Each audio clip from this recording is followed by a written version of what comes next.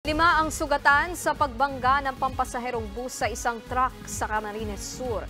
Kinailangan pang basagin ang salamin ng bus para mailigtas sa mga pasahero at driver. Nasa frontline ng balitang yan si Elaine Fulgencio.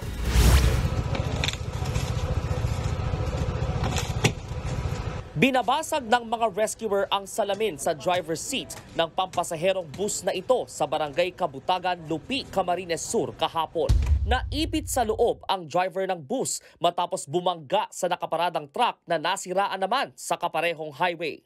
Ang mga pasahero una nang pinadaan sa bintana dahil hindi mabuksan ang pinto.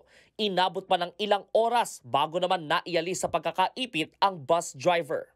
Lumalabas sa pagsisiyasat na hindi agad nakita ang early warning device sa kalsada. Masyado raw kasi itong malapit sa nasiraang truck. Dahil dito, hindi agad nakapreno ang bus. 5 ang sugatan sa insidente. Agad silang naisugod sa ospital at maayos na ang kalagayan.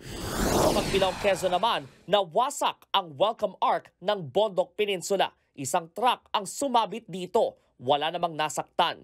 Hinihintay pa ang heavy equipment para tanggalin ang debris at tuluyang maialis ang truck. Pinangangambahan namang tuluyang gumuho ang arko dahil sa nasira nitong pundasyon. Nagbabalita mula sa frontline, Brian Basa, News 5. Mga kapatid, Nikki de Guzman po. Iba na ang may alam at may pakialam sa panahon ngayon.